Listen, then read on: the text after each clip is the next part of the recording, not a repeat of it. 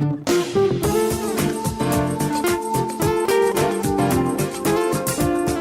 to Transformation for Success with Dr. Barbara Young. If you're looking for something more, something different, something better, this is your opportunity. Over the next hour, we'll talk about inspiration for personal and professional success. Now, here is your host, Dr. Barbara Young. Well, hi there, and welcome to the Transformation for Success show. Thank you for tuning in today's show with my guest, Mr. Don Holbrook. Well, I'm excited that he's here. He's a 25-year economic development economist who's been featured on FoxNetworks, CBS, and NBC, and in the Washington Post, Wall Street Journal, and numerous radio networks. He's a #1 best-selling published author who's written 12 books. His latest bestseller was in 2015, and it was called The Next America, How to Survive and Thrive in an Unpredictable Economy. I'm pleased, Don, that you are able to take time out from your busy schedule to be on the Transformation for Success show. Hi, Don. Hi, how you guys doing? I am doing great. So, listeners, I want you to text or email your friends to listen in today's show, or they can download this show later for their listening pleasure. You're also invited to call in the show. We're live. Yes, and he's in the studio, and we can answer your questions. The number to call in is and join the discussion is 888-346-9141. That's 888-346-9141. If you're calling internationally, and we welcome our international visitors, and hello out there to all of you, 001-480-553-5754. Today, Don is going to share his story and how his transformational journey ended, really, I should say, with him actually reinventing himself and following his passion. So we're going to hear from a man who was a #1 best-selling author, who was absolutely successful, financially stable, and who reinvented himself and followed his passion. So now let me welcome my guest today, Mr. Don Holbrook. Okay, greetings again, Don, and again, welcome to the show. Thank you. Thank you for the kind words. Well, they're not kind. Nice. They're well-deserving. I'm telling you, I know they're well-deserving. So, Don, tell me, what do you do? How did this all begin for you? Well, I think, may I call you Barbara? Absolutely, you can. Okay. I think, Barbara, I kind of had an epiphany back in, right before the end of the 20th century. And everybody was so hyped about, Y2K and everything. And I decided that it was a good chance and a good time at the end of a millennium to make some real soul searching and reinvent myself.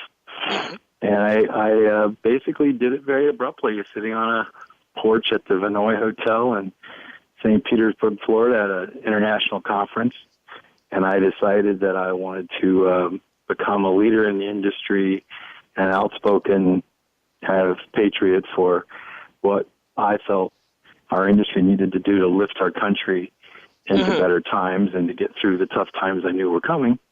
And I basically told everybody on the porch as we were smoking cigars, that's what I was going to do, and they thought I was all nuts. I'm sure they did. Well, and then I just decided to do it, and I started reinventing myself. But I think, that, and I would never go to say that I'm a super successful person, but I think that people that shoot for and attain some semblance of their idea of success have to reinvent themselves several times. Because since then, I can tell you it's been probably 3 or 4 reinventions for me. Where did this all start from you? Where were you born, and where did you grow up? I grew up in Dayton, Ohio. My father was a blue-collar factory worker for General Motors. My mom was a bookkeeper for a small construction company. And I, went to a private school, a Christian private school for the first 10 years, and then I transferred to a public school because I wanted to play more sports, and I just didn't have the opportunity to play, sports at a higher level at that school, and switched to a public school, and, I just went to Wright State University, which was a satellite at that point of Ohio State University in Dayton. I we really couldn't afford for me to go to a way to college, I guess is the way to put it. And I just went from there, started my career out in marketing and sales, and then I transferred into the field of economics when I was about 30 years old. That's interesting. When you were growing up, one of the things I'm intrigued about now, you went from a Christian school to a public school because you wanted to play, sports. Was that a difficult transition for you? Because, 10 years in a Christian school is pretty disciplined, and then you're going to public school. Was that a major change for you? Oh, huge. It was, I still have all my lifelong friends from my private school. We're still really close. And I have a few really dear close friends from the public school. But, I went from a total school of, I think our entire upper school, high school, was 400 kids total. My graduating class in the public school was 789, just my class. Wow. Yeah. So I really felt lost amongst the, all the people there. And I remember the day I showed up for football, there were so many people on the football field trying out. I'd never seen so many athletes, and I was telling my son's girlfriend about this the other day. I said, I'd never seen so many athletes on one field in my life. And I realized that, here only going to keep like 50 of them. Wow. So probably several hundred there. I can't imagine. Well, the reason why I asked that question, because 10 years in a Christian school gives you really what I would say a solid, sort of a rock solid foundation. And then going to public school, then you later went on to this university. When did you start feeling like you really were someone that would be good in marketing and sales? Because that's interesting. And then you segued into economics. So, because marketing and sales are really different from economics. Yeah, you're right. I guess I was like most early 20-year-olds. I felt entitled that I should just be a marketing guru because I graduated from college. And, that's what my parents said you could do if you went to college, is that you could do anything. So I grew up a baby boomer, and, they told us that we could do anything. Of course, now the boomers have been probably the most maligned and mistreated group of individuals as a class coming through the system of anybody, because they just basically got their future cheated away from them. But I think most boomers grew up believing they could do anything. And of course you feel a little entitled, and then you crash into the real world and they tell you got no experience. You got no business trying to be a marketing person, and they start you in sales. And it was a real eye opener, and I felt pretty, disgruntled. And I didn't go to a big-time school, so I didn't have any big, alumni group or powerful friends behind me. Or my parents were both what I would consider to be blue-collar. So we didn't have connections. I had to make all my connections. That's why I explained to my son that this has been about a lifetime of building connections that didn't happen overnight. Well, and one of the things, too, you're absolutely right, and I don't care what genre or what area you come from, it really does breaks down to relationships and the kind of connections you do make with people. Now, when you were in sales and marketing, what intrigued you about economics, particularly? Well, I told my mom this answer. She asked me this question. She said, why would you want to be an economist? It seems like a very boring job, and you're very charismatic. And, why would you want to be an economist? And I said, well, Mom, no offense, but when I look at my childhood, you guys were really good to me, but we never really had a lot of money. And I figured if I studied money, maybe I might understand it better and I might have more of it. That's a very good answer. She laughed so hard that she said, now I could see you doing it for that reason. I said, absolutely, Mom. If I don't study how money's made and how people perceive it and how people, invest themselves personally into the making of money and the investing of money and the use of money, how in the world am I ever going to have any? Because we don't have any. Good answer. How were you able, Don, to use that knowledge, the knowledge you gained in economics? And I'm intrigued because I took some classes in it, and I was very intrigued myself. The thing is, how did you translate that into a living, or did you translate that into a living? And I know you wrote this book, and we're going to talk about that a little later. But how did you, after going into economics, translate that for people to make that saleable or make that marketable so people can understand how we make money, the use of it? Well, it comes back to networking again, Barbara. I met my wife when I was 30, and literally the day after my birthday, I think I might have met her on my birthday, but we dated on the first date the day after my birthday.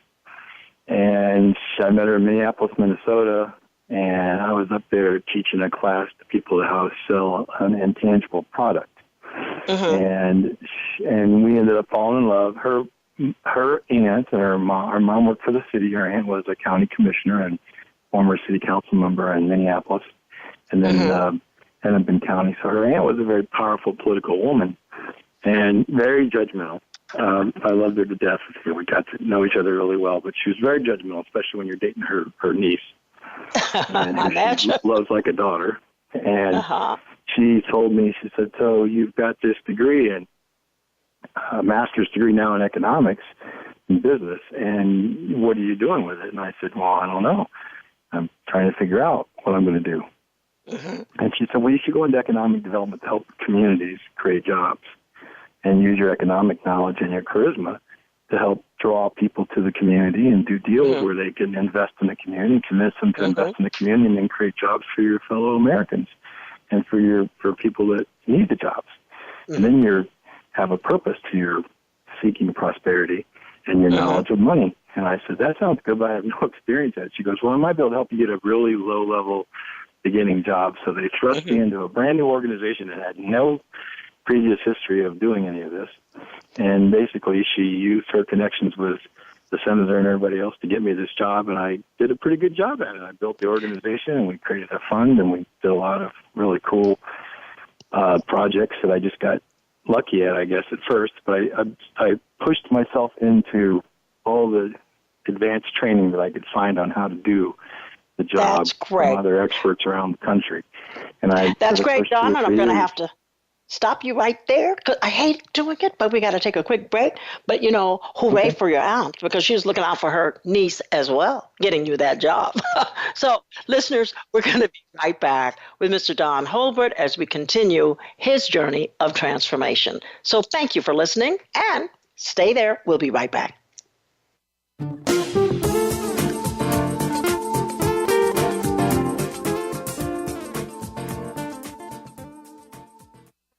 Follow us on Twitter for more great ideas at Voice America Empowerment. Can you think of anybody who does not want a better life and to be a better person? Think about that for a second. Almost everyone wants to be better, but how does one go about doing that? One thing that is making people better every week is tuning into the Self-Improvement Show with Dr. Irene Conlon.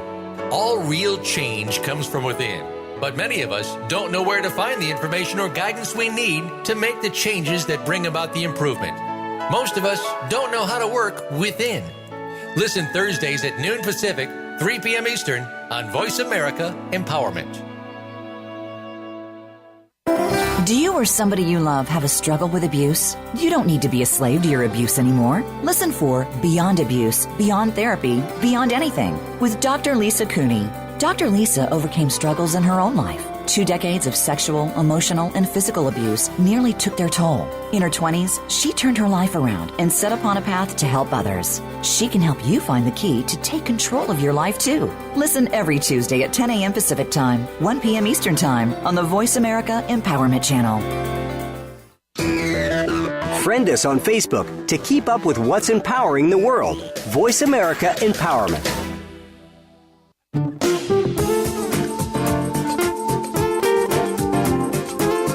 This is Transformation for Success. To reach Dr. Barbara Young or today's guest, please call into the program at 1-888-346-9141. That's 1-888-346-9141. You may also send an email to info@transformationforsuccess.com.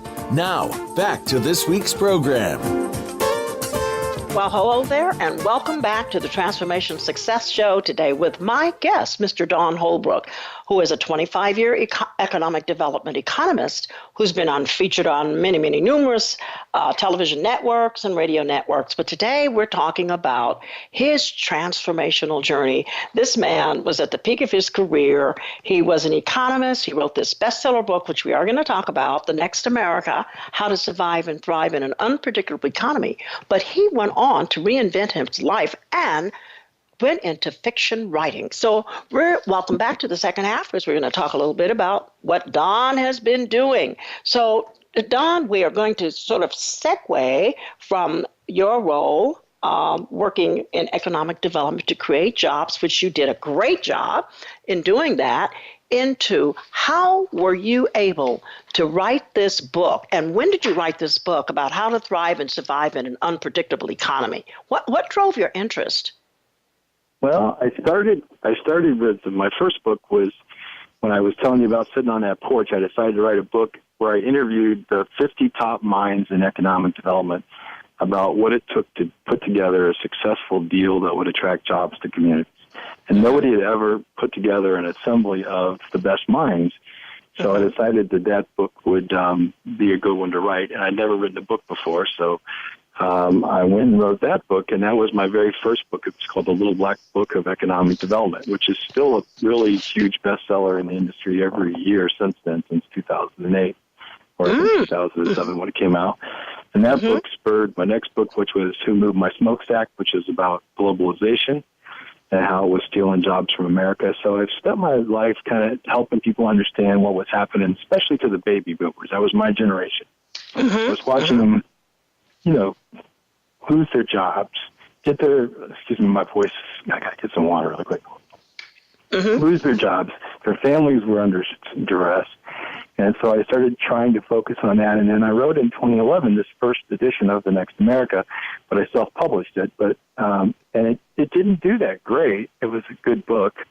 And it was the culmination of all my years of experience in how to put these deals together and all the people that I knew and my colleagues. And at that point, it was in the tens of thousands of people. But then a traditional publisher found it and said, would you redo this book?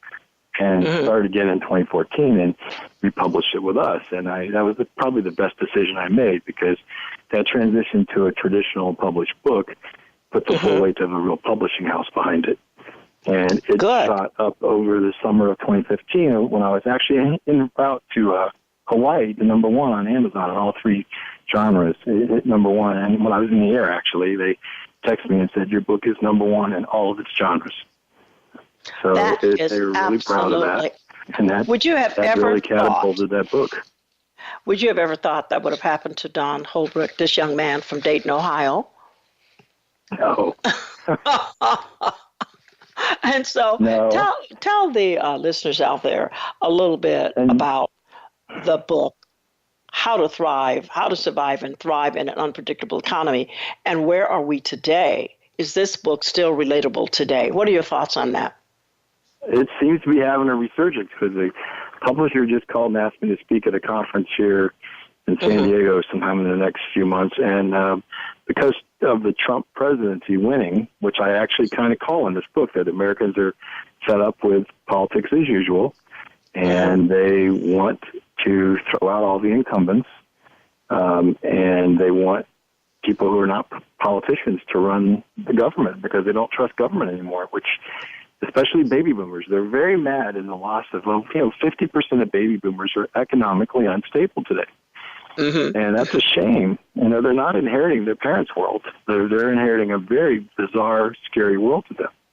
So they started a resurgence of this book, and it started selling another huge, it made another big move in April. And I think if you look at the reviews on Amazon and Goodreads and stuff, it started getting a ton more reviews, because people were saying, hey, this guy called he didn't call Donald Trump. He called that type of systemic change, that Americans were going to do this.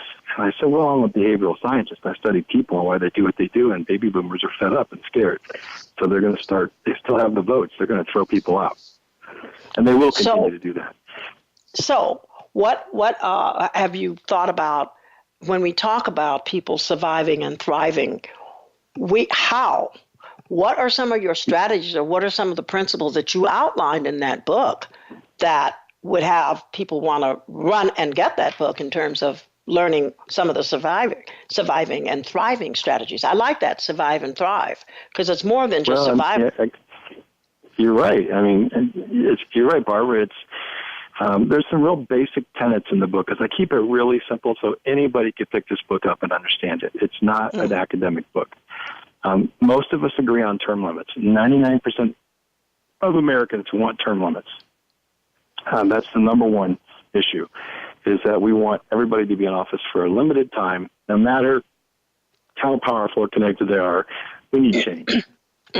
We need fresh minds. We need people who are not there to make that you shouldn't be going into Congress and coming out rich. I mean, there's something wrong with that model, is what I would tell you. And most Americans feel very strongly, and of course the antagonists say that they have term limits. We go for re-election every 2 to 6 years, depending on what you're running for. And so, but that's an argument that's ridiculous. I mean, we want real term limits, and that's what people agree on. And then we need budget control, and we need there's a bunch of things. Well, what do you mean by budget control? Because we're talking about surviving and thriving. And Don, we know that a lot of people in this country right now are not surviving and they're not thriving. I mean, in terms of the low income, situation.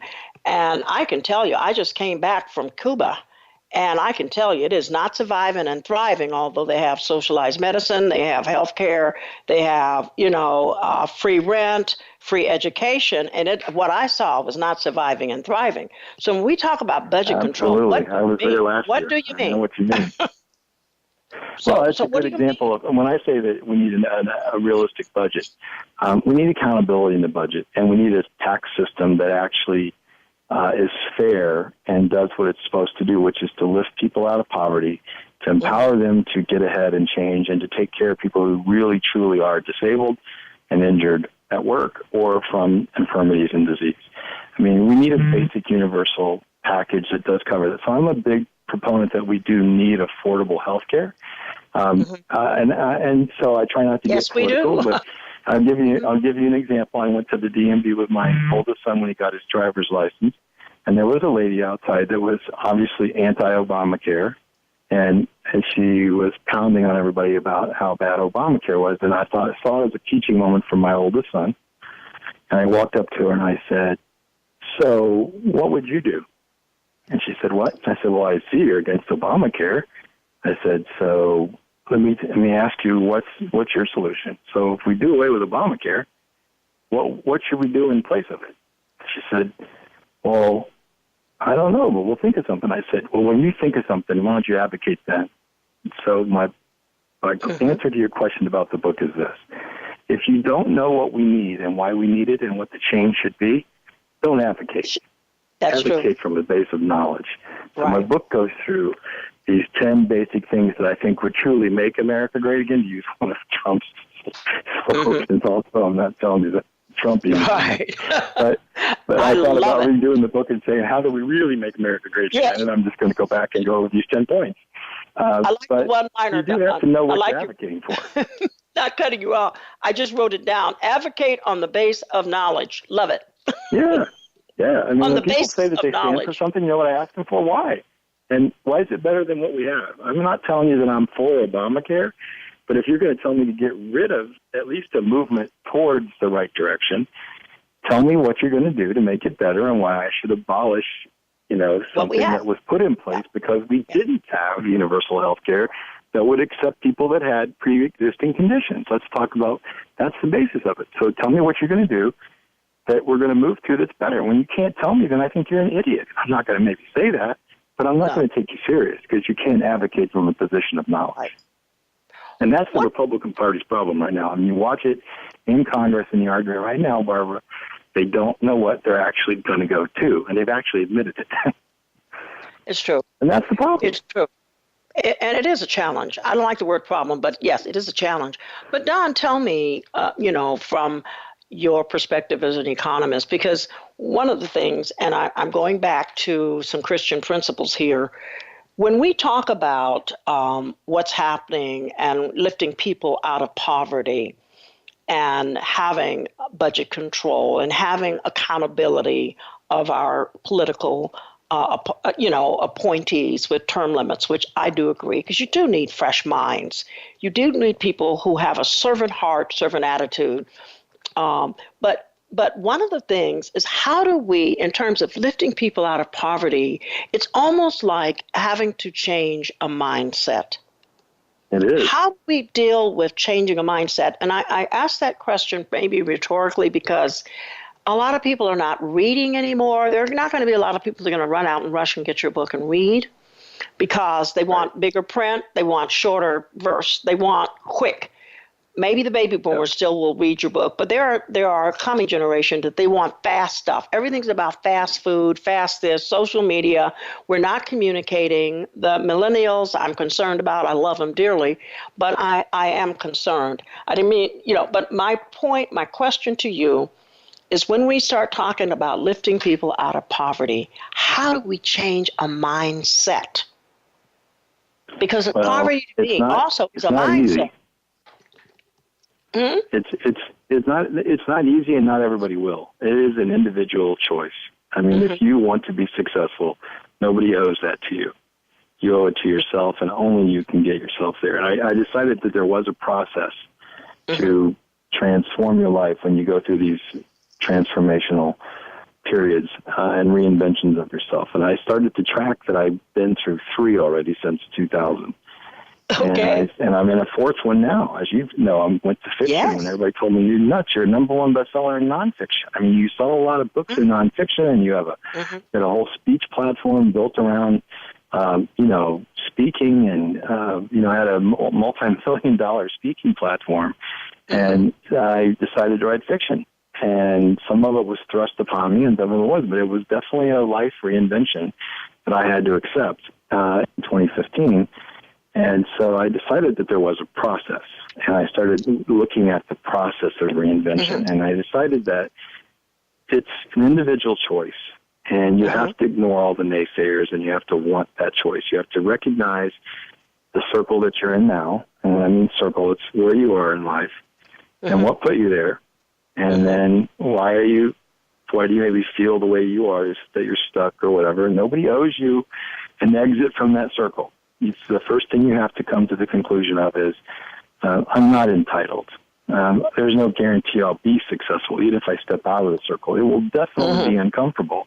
And everybody will tell me that I'm nuts, and people will try and give me lots of advice. And as you know, Barbara, from our earlier conversation, I would tell you that you don't take advice from people who haven't done it. You can't prove it. You take advice from people who have done what you want to do and can prove it and stand behind their words, not from armchair coaches. Absolutely. So, it's almost like backseat drivers. So do it. You have to go step out and do it.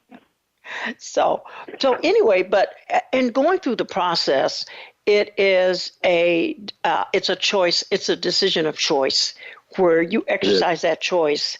I also, in my world, I call it stepping out on faith, because there are no guarantees. And you may step out on faith, and maybe you won't succeed, but you keep trying. And so did you have any of these opportunities where you did step out and it wasn't successful?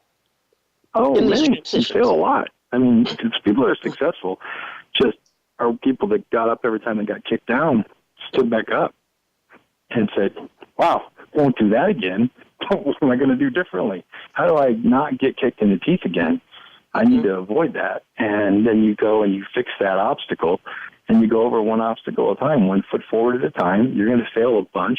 You're going to get kicked in the teeth a bunch. You're going to get told that you're nuts a bunch, or that you shouldn't do this, or you should go get a real job, or whatever people tell you. And then once you succeed, they'll all tell you they always knew you would, and I was there for you the whole time. So those are just false friends and superficial friends, and you're going to have plenty of those too. They're not real friends. But you got to know where you're going. I think the first step when you step out is, what circle am I shooting for? What's a success? I mean, I was just telling this yesterday to my son's girlfriend. I said, if you don't know what your circle of success looks like, and you can't define it to me and tell me, things about it and tell me how you see yourself standing in it and what it's going to be, what's it like in that environment, and how in the world do you know if you're on the right path to get there? That's true. So I am wondering about, the major transitions that you've had that many, and we, as a woman, is a seasoned woman, I do know that major transitions come with high risk, and I know a ton of stress. So how did you manage during the period where the outcome was yet to be determined, and what would you tell the listeners that you did that helped you? I kept it like, I'll tell you, I probably wouldn't do well on the karma stuff or the conversations about, the secret or all that kind of stuff. Not that I'm opposed to good karma or any of that kind of stuff, but if I had an audience, and I've had many audiences who have asked this question, how many of you believe in positive thinking, and they all raise their hands? And how many of you believe in good karma and doing things like that, and they all raise their hands? And I said, well, what's it done for you? Have you changed your life? Are you in the spirit of success because of it? Or is your ego just feeding you to make you feel better? In other words, you have to have all those things, but you have to know where you're going. And I think what you have to tell yourself is, look, I'm going to stumble. I'm going to fall. I'm going to make a fool of myself several times. I'm going to, learn things on the fly. I'm going to have to adapt. And I'm going to have to learn how to learn from my mistakes and get better. And if I can do that, I got a chance someday of hitting the homer. I thought hitting number one as the best-selling author and getting recognized by the Authors Guild and International Bestsellers Association was going to be the pinnacle of my success, Barbara. And, I felt pretty good about it the whole time I was in Hawaii, right? I was on vacation, and I was feeling great. But I came home, and I didn't make any more money because of it. I sold a few more books and things like that. I didn't get any more bookings, and it didn't really have anything, but it was just a mantelpiece. I won an award, and I got some recognition, but it just sits on my mantle now, and I look at it all the time. And I'm like, wow. So hitting number one in nonfiction, and I did some research, and you'll find this interesting. There's 1,000,003 new books a year. Can I cut you off right there, Don? Sorry, we got to take a quick break. We're going to come back, and I want to hear about that experience for you. So listeners, stay tuned. We're going to be right back with my guest today, Mr. Don Holbrook. And thank you for listening. We'll be right back.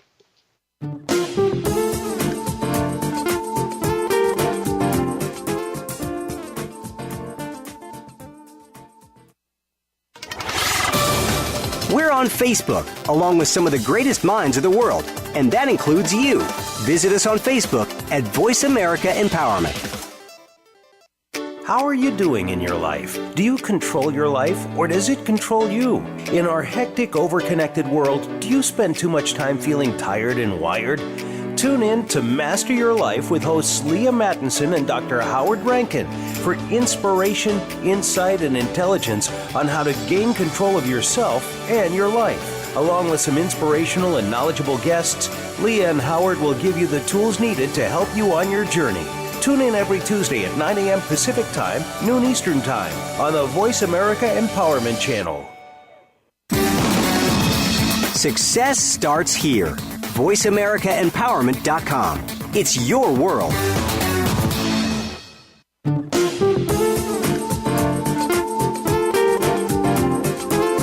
This is Transformation for Success. To reach Dr. Barbara Young or today's guest, please call into the program at 1-888-346-9141. That's 1-888-346-9141. You may also send an email to info@transformationforsuccess.com. Now, back to this week's program. Hi there, and welcome back today with my guest, Mr. Donald Holbrook. We are having quite a discussion today of this man who spent many years as a motivational speaker, #1 best-selling published author to reinvent himself, and he's following his new passion to write fiction. So today we are going to now talk about his choice of what he's writing today. So Don, Thank you again for being on the show today. And this has really been some interesting conversation. But we talked about transitioning and your transformational journey and some of the things that you discussed about making a change and how you made those changes. And some were good, some were maybe not so successful. But let's talk about how you came into your latest transition into fiction writing and why the choice of the Ninth Templar. What makes this so passionate for you? Oh, I think, Barbara, that as a little boy, I think a lot of little boys have a couple things in common. We usually love dinosaurs at some point, and we grow out of that sometimes. Sometimes we don't. And we all see ourselves as this knight in shining armor. So this whole, utopian view of knights being, something cool is something that sticks with most little boys. So when I went to Europe in 2008 with my family, I'm a castle fanatic, so I've got books and books and books and books on castles. I'm a history fanatic, so I have a lot of medieval history and stuff. And we were over there, and my oldest boy said to me, we were at this castle, and he said, Dad, it says here that there were 9 founding members of the Knights Templar, and this is one of their castles that they built, but it only names 8 names. And I looked at the plaque, and he was right. And we went to another castle the next day, and it had another one of these Templar castles, and said, the 8 names again. And I started doing a little Googling, and I said, why is there only naming 8 names when it says there were 9 founding members? And it said that the 9th name was kept anonymous by the founder, Hugh DeParn. That he did it on purpose, so that that person could guard the secret of the discovery, which led to their ultimate demise almost 200 years later by the betrayal of the Church and the Vatican. I mean, the Vatican and the King of France. So I thought, wow, what a great conspiracy theory. I mean, a 972-year-old conspiracy theory that still hasn't been solved to this day. And people have all kinds of speculation about it, but nobody knows for sure what happened. But it was so powerful that this guy knew he was on something and had to keep it anonymous by hiding one of the names through history. Wow. So I started researching this, this mysterious Ninth Templar while I was in Europe. I went back to Europe and did some more research, and I ran into a bunch of these real Templars that really still exist that I didn't know. And they got pretty perturbed that I was researching their stuff. And they contacted me and sent me all kinds of questions, and eventually some guy called me, and he identified himself. I think he called from Switzerland or London. Like they have headquarters in London and Switzerland. Their main headquarters is in Switzerland and Geneva. But he called me with English, and he spoke to me, and he said, why are you looking into us so much? I said, I'm thinking about writing a fiction book about this. It's pretty cool. And he said, you think you know something that hasn't already been written by all these people like Dan Brown and everything? I said, that's all hogwash. He did a horrible job on the Templars. He did a great job on telling a great story, but it's pretty old stuff. And, everybody knows about the bloodline theory. I said, so that wouldn't be something I'd write about. And he said, so what do you guys? I'm going to write about this ninth guy that you guys don't name and nobody ever knows who he was. He says, you really think you know who it was? I said, I think I got it figured out. I'm a behavioral scientist, and they weren't that bright back then in 1118. So it had to be somebody from his inner circle that he trusted. So I said, I'm using deductive logic. I think I can figure out who it was. And he said, well, I'm not going to tell you that I will agree or disagree with you or tell you you're right or wrong, but I'd love to hear your conclusion. So I told him, and he said, nobody's ever came up with that theory. I've never heard that. And he goes, but he was fascinated, so that went on to cultivate a great friendship. And in 2010, he reached out to me and said, "I'd love you to join the order." And I told him that I wasn't worthy to be in the order. I knew what the requirements were. And he laughed and he said, "Well, I'd like you to consider coming into the order." And I called an American contact that he gave me, who turned out to be a fascinating man who spent all of his life as a foreign service agent. Which is a code word for a secret agent for the U.S. I found out later. So he's an older man who retired, and I told him, I said, well, he wants me to join the order, but I don't have any of the background. I'm not from noble birth. I'm not a noble. I don't have any great quest, and I don't know three Templar Knights to vouch for me. And he said, Don, when the Grand Master of the Order asks you to join the order, you don't need references. He is the ultimate leader of our worldwide order. He can make that call. And I was like, oh, that's who Sir John is. He's like, yes, because he never told me that. And I ended up getting knighted at West Point, at the Cadet Chapel in West Point, and ended up later on becoming a Templar historian and continuing this story, which has been about 8 or 10 years worth of research and rewrites, and now I'm down to the last push to get this thing out to people. I've actually been talking to producers and directors and publishers about it for the last couple months.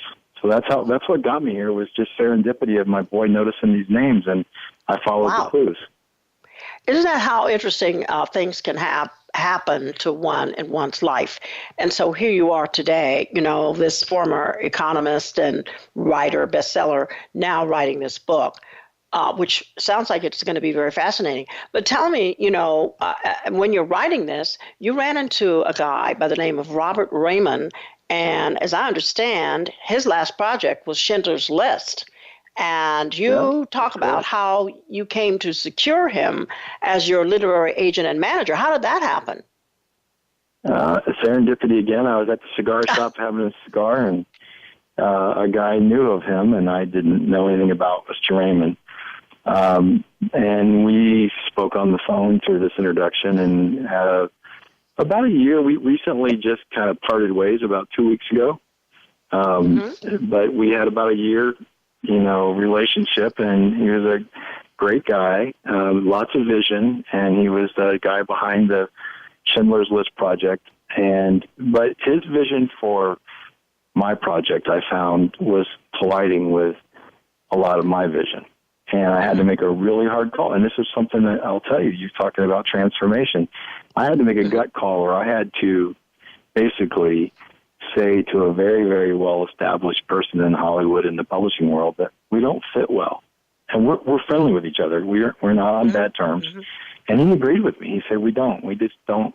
He wants me to write a book. He wanted me to rewrite this book from a very academic standpoint. And I said, this is not an academic audience. This audience is a thriller audience. They want this book to be fast-paced. They want it to be, I got to tell some of the secrets and stuff, but they're not going to get into classic English prose. That will never catch this audience with that. I know the audience. It's a really big audience. You look at Dan Brown, and you look at one of my favorite authors, who's Steve Barry, who's a great thriller writer.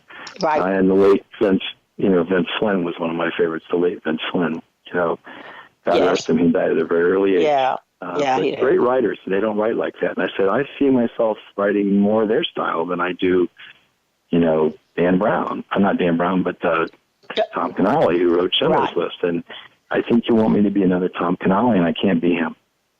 And we both agreed that we had to part ways because of that style difference. And but since then, I made that decision 2 weeks ago. The phone rang 3 times since then with other people saying, I hear you're free. I mean, can we have lunch tomorrow? Okay, well, I'm going to lunch tomorrow with a producer. I mean, so, that's great. The subject is so big, Barbara. What I found was the audience is humongous. And you got to go back to that circle theory. You have to know where you want to be and why. And the circle for the Templars, I love the story. And I love the secrets behind it, and I love the mystery that unfolds, and I love the conclusions that we come up with. But you got to love the story, but you also have to know that there's a humongous audience. I'm not telling you that I'm another Dan Brown, but he sold 66 million copies of that book, and it was not very well done from the Templar perspective. And the Templar story is way more interesting. Do you foresee that you're going to sell all these 60 million copies of this book coming out?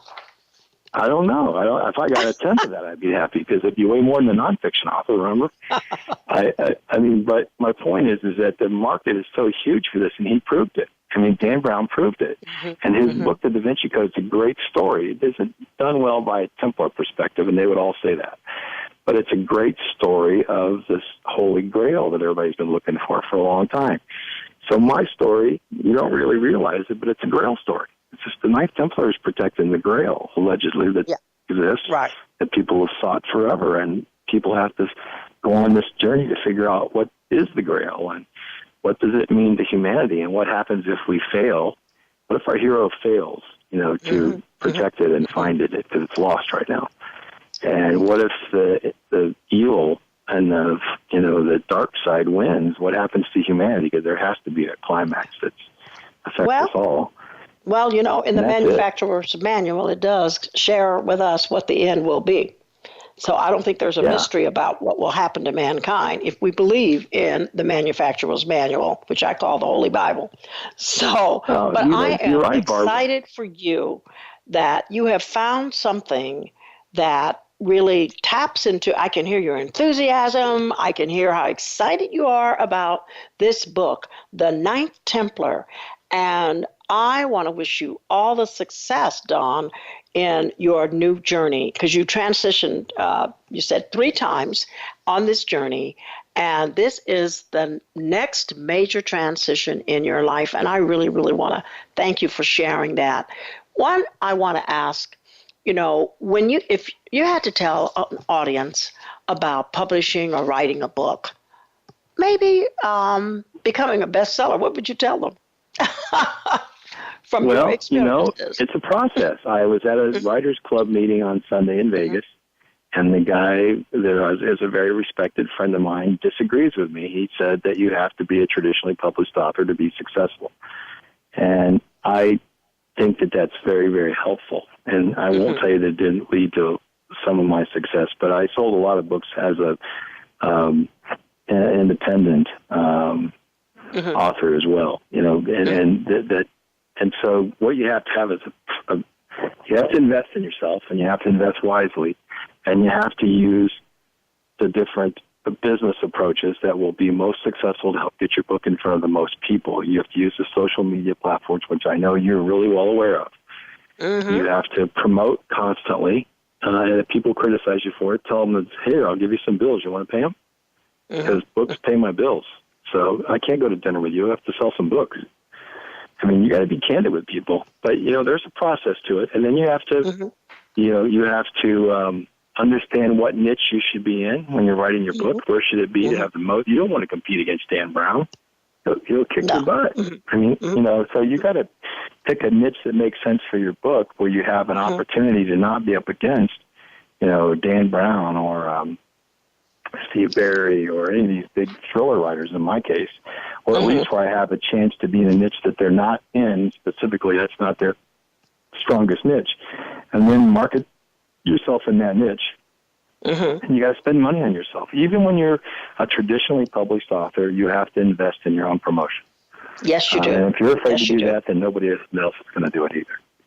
And I think if you pick your audience well and you cultivate that audience on Facebook and Instagram and all the social media, and then you do a pre-launch for the book where you get some critical mass built up to give you what they call day one sales day. You have a lot of ring-ups where all the sales come in on the day of your publication coming out.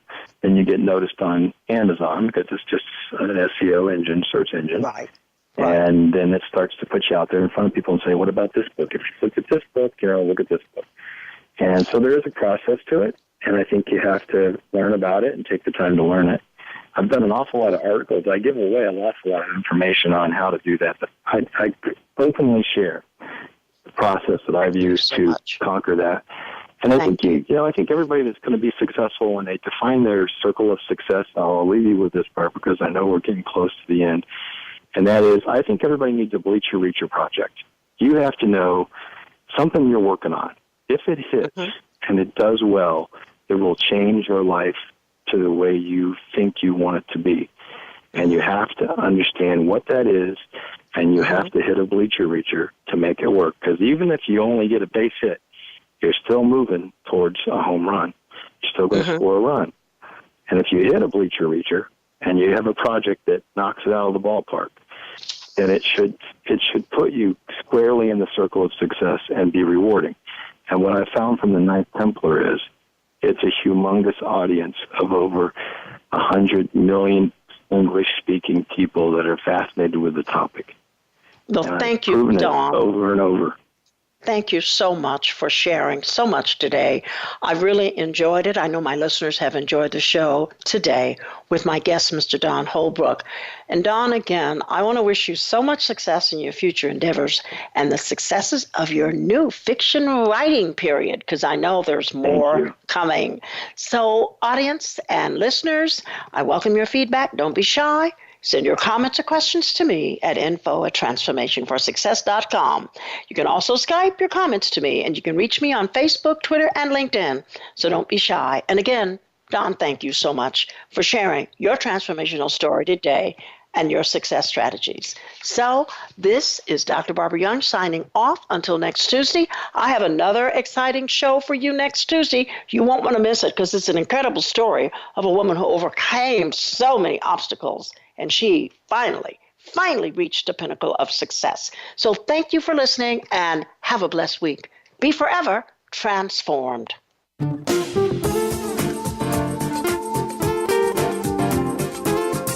We appreciate you joining us for Transformation for Success. Please join your host, Dr. Barbara Young, again next Tuesday at 3 p.m. Eastern Time. That's 12 noon Pacific Time on the Voice America Empowerment Channel. Or join us for our replay every Friday at 3 p.m. Eastern Time and 12 noon Pacific Time.